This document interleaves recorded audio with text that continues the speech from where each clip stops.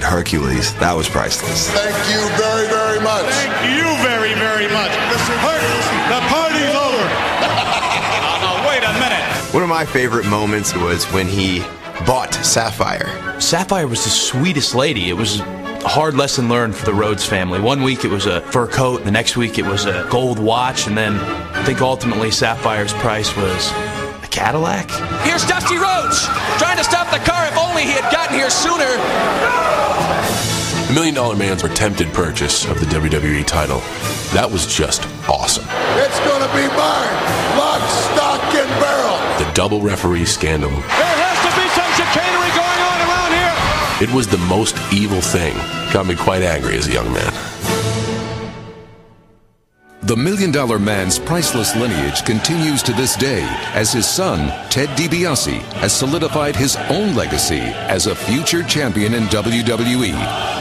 Tonight, Ted DiBiase's stock has never been higher as the $1 Million Man has earned his rightful place as the newest member of the WWE Hall of Fame class of 2010.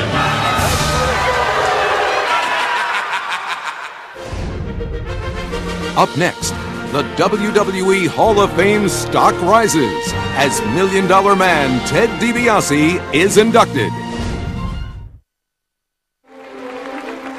Welcome back to the 2010 WWE Hall of Fame induction ceremony on USA.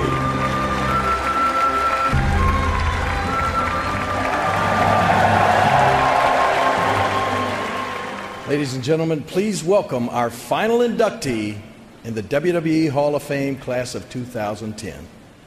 A man who says if you think money can't buy happiness, you don't know where to shop. The $1 Million Man, Ted DiBiase.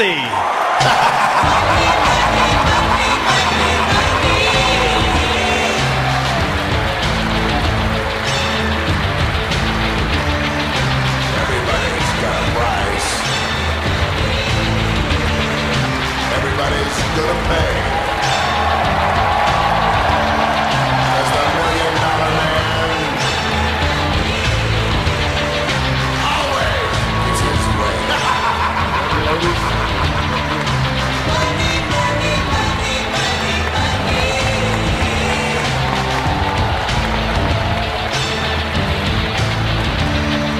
Some might cost a little. Some might cost a lot. Just like American Express, I never leave home without it.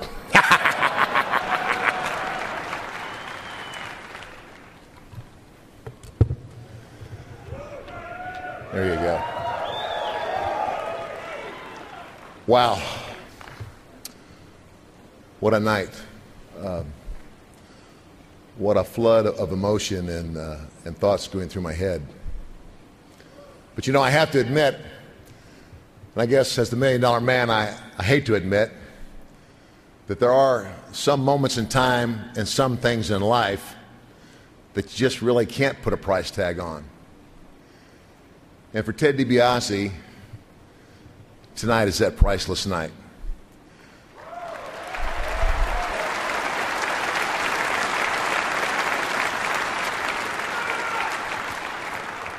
To be inducted into the WWE Hall of Fame is to be set apart and to be recognized by your peers, by your colleagues, those you work the closest with, putting their stamp of approval on you and saying, hey, you're one of our best. And regardless of what field of endeavor you're in, I don't think there's a greater honor that can be bestowed upon you. And so tonight I am very honored, as well as very humbled, to join a long line of inductees that have gone before me, who have been legends in this industry. So for that, I'm very humbled. And I have so much to be thankful for and so much to be grateful for. And you know, there's just so many things that go through your mind, so many stories. So I'd like to share a story with you tonight. How many of you, I wonder, have ever said, man, that story is just too good to be true? That's a story I want to share with you. About a guy who in 1987 had already put 12 years of his life in hard work into trying to become the very best at what he was passionate about, becoming one of the best wrestlers he could possibly be, following in his own father's footsteps. And then one day the phone rings, and it's the WWE. And the next thing you know, this guy is on a plane, sitting in first class, headed for New York. He lands in New York, and a long black stretch limousine picks him up and takes him to the headquarters of the WWE in Stamford, Connecticut.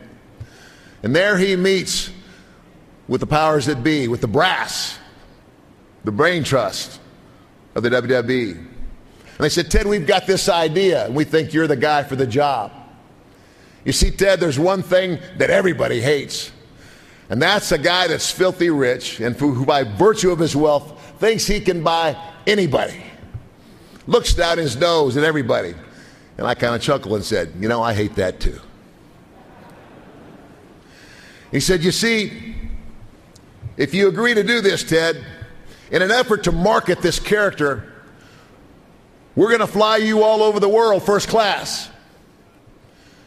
You're going to have limousine service everywhere you go. Every time you walk out a door, there'll be a limo there to pick you up and take you where you need to go.